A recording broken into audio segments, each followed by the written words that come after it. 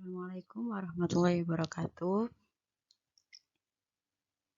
Jadi pada kesempatan kali ini saya akan menjelaskan tentang alat pelindung diri di fasilitas pelayanan kesehatan.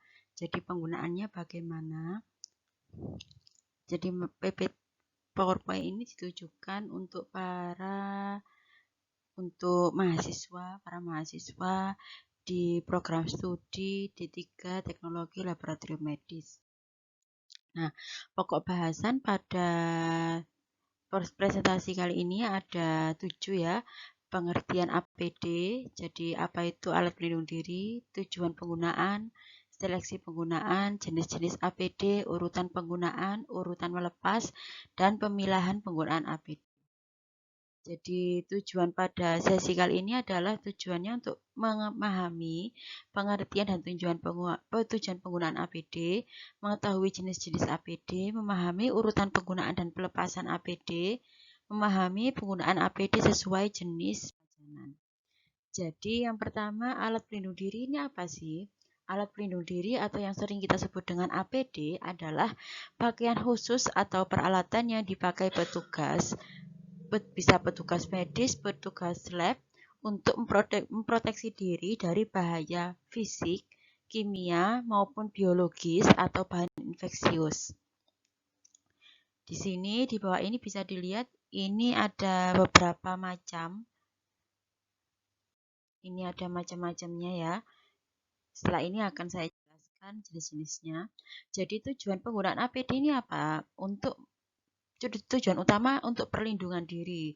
Jadi secara rincinya melindungi kulit, membran mukosa, kulit dan pakaian tenaga kesehatan, baik tenaga kesehatan yang di lab maupun yang di luar lab, dari resiko pajanan darah atau semua jenis cairan tubuh, sekret, eksekreta, kulit yang tidak utuh dan selaput lendir pasien maupun permukaan lingkungan yang terkontaminasi, dan melindungi pasien dari paparan tenaga kesehatan atau dari bahan berbahaya dan beracun. Nah, seleksi penggunaan APD ini disesuaikan dengan potensi dan jenis paparannya, kemudian daya tahan dan kesesuaiannya, dan kecocokan dalam penggunaan APD. Jadi ini potensi dan jenis paparan bisa berupa guyuran, spray, dan kontak, atau jenis transmisi dari penyakit, bisa langsung kontak langsung atau dari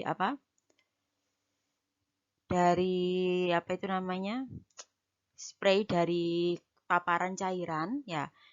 Jadi perlu ada kaji resiko kontaminasi ke petugas, kaji resiko kontaminasi dari petugas ke pasien juga. Di situ dikaji resikonya kontaminasi ke petugas bagaimana, dari petugas ke pasien.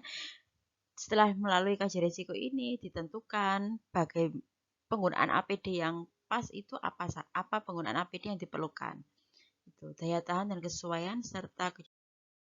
Nah, ini jenis alat pelindung.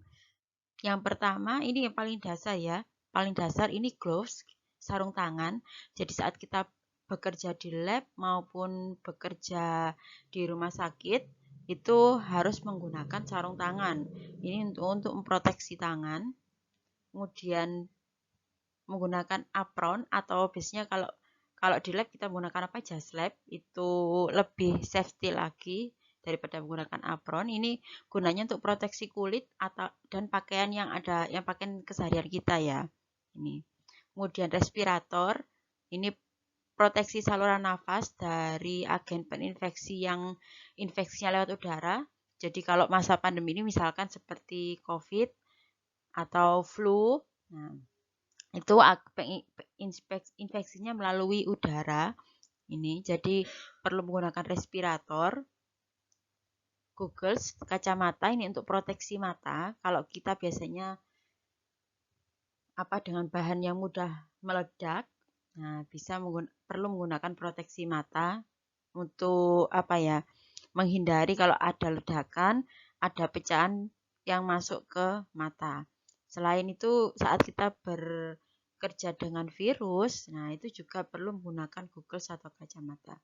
Ini face protection. Face protection ini ada tingkatannya. ada yang cukup menggunakan masker atau perlu ditambahi dengan face shield. Kemudian bisa ditambah dengan visor, ini bisa gunanya untuk proteksi wajah, mulut, hidung, dan mata, jadi seluruh wajah ya. Area yang ada di wajah ini diproteksi menggunakan face protection tadi, ada macam-macamnya. Kemudian ada head coverings atau topi, ini proteksi kepala. Biasanya ini untuk yang kerja di lab itu menghindari kontaminasi dari petugas ke spesimen yang akan diuji. Kemudian menggunakan sepatu, ini proteksi kaki. Di sini sepatunya ada macam-macam ya jenisnya. Nah, ini contoh dari penggunaan APD. Ini menggunakan sejenis ini ya. Kalau yang ini menggunakan baju sendiri ya, yang ini buatan sendiri bukan hazmat. Yang ini sepatu, ini face shield-nya, ini ada head coveringnya, penutup rambut. Ada sarung tangan itu pasti. Ini face shield-nya ini menggunakan face protector ini ya, menggunakan masker, gugus juga ini lengkap. Nah, ini menggunakan apron yang ini contohnya menggunakan apron. Ini ada gloves. Nah, ini gloves-nya yang tipenya yang panjang ya, ini dari karet ini. Ini ada masker di sini. Jadi ini salah satu contoh APD. Sarung tangan bersih dan sarung tangan rumah tangga. Untuk sarung tangan steril ini digunakan saat kita melakukan tindakan yang ada kontak dengan darah atau cairan tubuh pasien. Biasanya ini digunakan pada tindakan operasi, invasif, rawat luka, saat mencampur obat intravena multidos di bidang farmasi ya kalau ini ya. Kalau pada TLM biasanya kita yang kontak dengan darah, uji-uji yang ada kontak dengan darah, kita selalu diwajibkan menggunakan sarung tangan. Sarung tangan steril ya. Kalau sarung tangan tidak steril ini jika melakukan tindakan tidak steril dan kemungkinan kontak dengan darah atau cairan tubuh atau sekresi pasien, misalkan memasang intravena, mengganti balutan luka, kontak langsung dengan pasien, kolonisasi infeksi patogen, bersihkan alat instrumen. Ini cukup menggunakan sarung tangan yang tidak steril. Kemudian menangani spesimen ini cukup menggunakan yang sarung tangan tidak steril. Untuk sarung tangan rumah tangga ini biasanya digunakan saat kita melakukan pembersihan rutin permukaan, menangani peralatan. Jadi saat kita melakukan dekontaminasi, menangani limbah, itu bisa menggunakan sarung tangan, cukup menggunakan sarung tangan rumah tangga. Nggak perlu sampai menggunakan sarung tangan steril ya. Menggunakan bahan kimia, membersihkan instrumen, itu cukup menggunakan sarung tangan rumah tangga. Nah ini contoh ini tindakan APD yang salah ya, tidak menggunakan sarung tangan. Jadi harusnya saat kita kontak dengan darah, saat kita melakukan perlakuan dengan darah atau pengambilan sampel seperti ini tidak boleh tanpa menggunakan sarung tangan. Ini. Jadi APD-nya belum terpenuhi di sini. Jadi di sini harus menggunakan sarung tangan. Ini. Nah, ini juga harus hal-hal yang harus diperhatikan yaitu lakukan kebersihan tangan sebelum dan sudah memakai sarung tangan. Jadi harus selalu cuci tangan ini tadi sebelum dan sesudah memakai sarung tangan. Gunakan sarung tangan berbeda untuk setiap pasien. Jadi untuk beda pasien nggak boleh sarung tangannya sama. Saat kita mau mengambil sampel atau mengambil darah, satu pasien satu sarung tangan, sama seperti penggunaan jarum suntik. Dan harus memahami teknik memakai dan melepas sarung tangan. Dan sarung tangan tidak boleh reusable, terutama untuk sarung tangan steril dan sarung tangan steril ya. Jadi kecuali sarung tangan rumah tangga. Jadi tadi diingat penggunaan sarung tangan rumah tangga itu hanya digunakan saat dekontaminasi, saat pembuangan limbah, saat membersihkan instrumen, itu sarung tangannya boleh di-reusable, boleh digunakan kembali. Tapi sarung tangan yang digunakan untuk tindakan operasi, tindakan untuk langsung pengambilan sampel ke pasien itu tidak boleh menggunakan sarung tangan yang sama. Nah, Sarung tangan perlu diganti saat sarung tangan tampak rusak atau bocor atau sobek. Kemudian segera lepas sarung tangan jika telah selesai digunakan dan langsung buang sarung tangan ke tempat pembuangan sampah sesuai prosedur. Dan pilih jenis sarung tangan sesuai tindakan ini. Jangan sampai sarung tangan steril kita gunakan untuk saat kita membersihkan instrumen, eman-eman, karena sarung tangan steril ini harganya lebih mahal daripada sarung tangan rumah tangga. Oleh karena itu, kita harus pintar memilah penggunaan sarung tangan saat kita melakukan tindakan. Nah, yang selanjutnya gaun atau baju pelindung, biasanya ini bisa berupa jas lab, atau baju hazmat, atau baju operasi. Nah, tujuan penggunaannya ini untuk melindungi lengan dan baju petugas dari kemungkinan percikan darah atau cairan tubuh dan material yang tercemar. Jenisnya ini ada jenis steril dan bersih, bahannya ada macam-macam ya. Kain ini reusable kalau kayak kain, plastik ini sekali pakai dan kertas juga sekali pakai. Nah, indikasi penggunaannya jika tindakan memungkinkan lengan dan baju terkontaminasi dengan darah atau cairan tubuh, misalkan tindakan di bawah ini ya, maka perlu menggunakan gaun. Untuk yang masuk lab itu harus wajib menggunakan jas laboratorium. Kemudian yang kedua, respiratory protection, ini meliputi masker. Jadi tujuan utamanya melindungi tenaga kesehatan dari kontak material infeksi dari pasien, melindungi pasien terpajan agen infeksi dari petugas, dan sebaliknya juga petugas ke pasien. Pada pasien batuk membatasi penyebaran infeksi ke orang lain. Dan catatan, masker harus menutupi hidung dan mulut sampai ke pipi dan bawah dagu. Jadi percuma kalau pakai masker tapi di bawah hidung. Atau maskernya nggak menutupi mulut, ditaruh di dagu. Nah, itu percuma itu. Karena tujuannya masker ini kan untuk melindungi respiratori kita, pernafasannya kita, sehingga nggak terinfeksi dari pasien. Nah, ini indikasinya, indikasi penggunaan masker ini tindakan yang memungkinkan membran mukosa hidung, mulut petugas terkontaminasi cairan tubuh pasien atau sebaliknya. Ini. Jadi tindakan indikasi penggunaan masker ini biasanya untuk tujuan utamanya ya untuk melindungi pernafasan. Jadi misalkan kalau yang masuk ke lab berarti kalau saat kita akan bekerja di lab yang bahan-bahannya ini mampu merusak respiratori, maka perlu menggunakan masker. Gitu. Atau sampelnya ini ada resiko berpotensi terjadi menginfeksi melalui airborne atau melalui udara, itu perlu kita menggunakan masker. Kalau masa pandemi seperti ini sudah jadi kewajiban yang menggunakan masker itu. Kemudian ada respirator N95, ini masker sama, tipe masker tapi lebih filtrasinya lebih canggih daripada masker medis.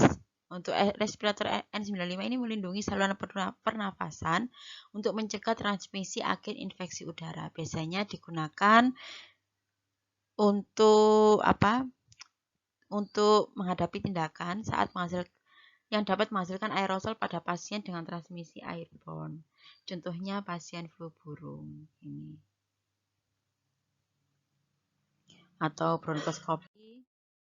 Ini jenis respiratory protection, ada particular respiratory, half or full face elastomeric respirator. Ini contohnya. Nah, ini contohnya ada baterainya di sini.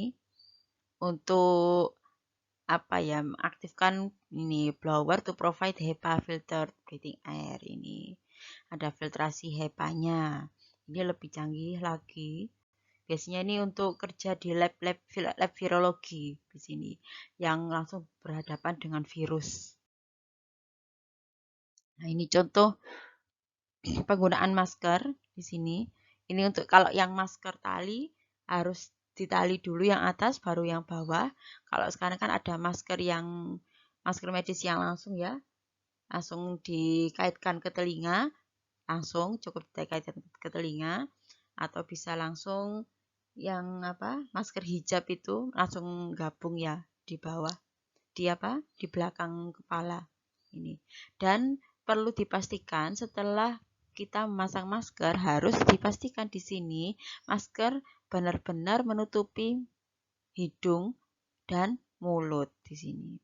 Kemudian harus menutupi sampai pipi dan dagu ini semuanya. Dan ini ganti masker setiap 4 jam atau jika masker sudah mulai lembab atau rusak.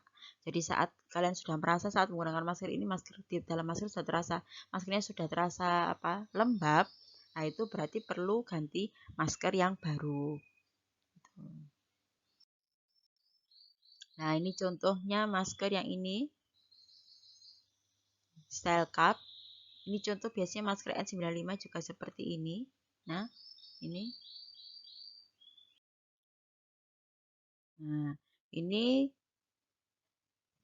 Nah, ini contoh penggunaan masker N95. Jadi pegang masker N95 dalam telapak tangan. Nah, di sini dengan ujung bagian ujung hidungnya ini pada telunjuk kita. Kemudian posisikan masker N95 di bawah ini pas di hidung dan sampai di dagu di sini. Setelah itu sambil memegang masker kemudian tarik ini tali yang atas ini over your head, so it rests high on the back of your head. Jadi di sini langsung dikaitkan ke belakang kepala, jadi yang atas dulu kemudian baru mengaitkan yang bawah gitu ya. Jadi jangan kebalik. Baru setelah itu gunakan kedua tangan untuk merapatkan area sekitar hidung di sini. Membentuk hidung Anda dengan menekan ke dalam di kedua sisi. Setelah itu, perform a fit check by placing both hands completely over the mask. Jadi di sini cek ya, apakah sudah sesuai, apakah ada longgar atau ada kelonggaran di sini dengan tempatkan kedua tangan di keseluruhan masker dan lihat apakah sudah pas posisinya di sini. Gitu. Jadi kalau ada udara yang masuk maka sesuaikan lagi posisi maskernya. Sini. Ini cara penggunaan masker N95. Jadi ingat sebelum menggunakan masker selalu cuci tangan. Jadi sebelum kita menggunakan masker dan setelah melepas masker harus cuci tangan. Nah, ini yang selanjutnya pelindung wajah atau face protection. Tujuannya melindungi selaput lendir, mata, hidung, mulut, dan wajah dari semua jenis cairan tubuh, sekret atau ekskreta. Jenis pelindung wajah ini ada masker dan penutup mata, kacamata, dan face shield. Ini goggles ya. Di sini macam-macamnya goggles, ada macam-macam, berbagai macam. Ini masker. Yang ini ada face shield, ini melindungi seluruh wajah. Jadi kalau sudah menggunakan face shield, apa wajib menggunakan masker? Tetap wajib menggunakan masker, karena face shield ini hanya melindungi wajah bagian depan saja. Untuk saluran pernafasannya belum terlindungi, karena belum ada saringannya. Jadi wajib, meskipun menggunakan face shield, wajib menggunakan masker. Indikasinya, ini saat melakukan tindakan operasi, menolong persalinan. Nah, ini head covering penutup kepala mencegah jatuhnya mikroorganisme yang ada di rambut. Biasanya kan mungkin kali aja ada kutu atau ada jamur-jamur yang ada di kepala, ketombe ya. Ini jadi perlu menggunakan head covering atau penutup kepala. Terutama yang tidak berhijab biasanya diwajibkan menggunakan penutup kepala. Indikasinya saat tindakan operasi, invasif, intubasi, atau suctioning. Nah, ini sepatu pelindung. Ini biasanya digunakan untuk melindungi kaki petugas dari tumpahan atau percikan darah. Ini catatannya, sepatu pelindung harus digunakan selama di dalam ruang operasi dan tidak boleh dibawa keluar. Sepatu harus bersih dan sepenuhnya menutup kaki, bisa digunakan boot dari bahan kulit atau plastik. Di lab juga bisa, tergantung lab. Resiko rendah, ini berarti kontak dengan kulit tidak terpajan darah langsung. Contohnya saat injeksi atau perawatan ringan. Cukup menggunakan sarung tangan. Resiko sedang ini contohnya saat insersi IUD, melepas IUD ini harus menggunakan sarung tangan, mungkin juga memerlukan apron atau gaun pelindung. Ini penanganan spesimen lab, ini juga perawatan luka berat dan cacar darah. Ada resiko tinggi, nah ini tindakan bedah mayor, bedah mulut, persalinan pervagina. Ini ya, saat menggunakan APD. Jadi yang pertama dilepas itu sarung tangan terlebih dahulu, baru setelah itu kacamata, masker, gaun, terakhir penutup kepala. Jadi setiap melepas APD lakukan kebersihan tangan. Jadi setiap memakai juga jangan lupa cuci tangan. Kemudian saat melepas APD juga perlu cuci tangan. Langkah penggunaan dan melepaskan APD pada isolasi ketat. Di sini penggunaannya harus menggunakan sepatu dulu, baru menggunakan masker N95, masker ke-1. Jadi kalau contoh pada isolasi ketat ini misal pada pasien TBC atau yang saat ini pasien COVID. Nah, penggunaannya gunakan sepatu dulu, baru menggunakan masker, setelah itu menggunakan tutup kepala. Dibalik ya ini ya. Tutup kepala, baru apron atau gaun atau baju hazmat. Setelah itu sarung tangan pertama, pelindung mata, baru sarung tangan kedua, baru yang terakhir ini masker bedah, masker kedua, masker medis itu biasanya. Itu. Nah, urutan melepaskannya yang dilepas pertama kali adalah sarung tangan. Ini sebelum melepas dan desinfeksi dulu sarung tangannya, dibersihkan dulu sama didesinfeksi sepatu dengan cairan desinfektan. Setelah didesinfeksi baru dilepas sarung tangan yang luar, kemudian lepas masker bedah, masker yang di luar ya. Setelah itu dilepas baju, lepas pelindung mata, ini nggak boleh kebalik urutannya.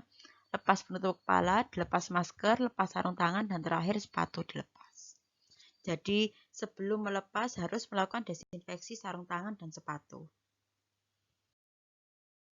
Nah, hal yang penting dalam APD, ketersediaan APD siap pakai dan berkesinambungan itu harus ada. Karena APD ini kan nggak boleh digunakan berkali-kali. Jadi ketersediaan APD ini harus diperhitungkan. Dalam satu hari kita melakukan penanganan yang perlu APD lengkap itu berapa kali, itu harus dihitung. Dan jumlah tenaga medisnya berapa. Itu. APD dipakai satu untuk satu pasien. Ini ya. Bila APD terkontaminasi, segera ganti dan buang untuk mencegah kontaminasi ke pasien yang lainnya dan kontaminasi ke petugas juga. Bila APD reusable setelah dipakai harus dilakukan pembersihan, didesinfeksi. Bila perlu disterilkan sesuai dengan jenis APD-nya. Jadi dipakai buat nulis habis tindakan. Jadi saat kalian nanti misalkan di lab ya kerjanya, setelah mengambil serum atau mengambil darah dari pasien, kalian menggunakan sarung tangan. Setelah itu sarung tangan dilepas dulu, baru ditulis, baru memegang alat tulis. Kalau seperti ini nggak boleh. Kayak gini. Nah ini dipakai di luar, keliling-keliling rumah sakit, ini nggak boleh. Ini salah satu temuan ya. Nah ini contohnya temuannya lagi apa? Masker digantung di leher, tapi nggak dipakai, ini nggak boleh. Ini beberapa contoh penyimpangan. Ini pemilihan pemakaian APD, silakan dibaca di sini ada jenis tindakannya. Perlu menggunakan sarung tangan, masker, gaun celemek. Ini contoh penggunaan APD di rumah sakit ya. Ini ya. Karena nanti kan TLM kerjanya pasti di rumah sakit atau lab klinik. Ini jadi untuk penggunaan APD-nya harus diperhatikan berdasarkan jenis tindakannya. Nah, ini beberapa upaya untuk meningkatkan kepatuhan APD. Ini harus penyediaan APD-nya harus sesuai, cukup, perlu dilakukan diklat, pendidikan dan latihan, ada sosialisasi, ada standar prosedur operasi, ada prosedur standar yang dibakukan saat menggunakan APD bagaimana cara melepas APD, ada posternya untuk mensosialisasikan tadi, monitoring evaluasi penggunaannya, tadi harus ada monitoring, ini siapa yang menyalahi aturan, siapa yang enggak, itu harus dievaluasi, sehingga ada disiplin dalam penggunaan APD, ada audit, feedback, dan kampanye penggunaan APD tadi. Kesimpulannya, alat pelindung diri merupakan bagian dari kewaspadaan. Penggunaan alat pelindung diri bertujuan untuk memutus mata rantai infeksi sehingga tidak terjadi infeksi nosokomial. Karena rata-rata di rumah sakit itu kebanyakan ada beberapa pasien yang karena adanya kondisi memburuk juga karena terjadi pada infeksi nosokomial, kurang steril atau penggunaan APD yang belum disiplin. Dan penggunaan APD ini harus sesuai dengan indikasi dan segera dilepas jika telah selesai digunakan. Penggunaan APD satu alat untuk satu tindakan tadi. Satu sarung tangan untuk satu pasien, sama seperti jarum. Itu ya, sekian untuk penjelasan untuk pertemuan kali ini. Kalau ada pertanyaan, silakan bertanya melalui WhatsApp group. Terima kasih. Assalamualaikum warahmatullahi wabarakatuh.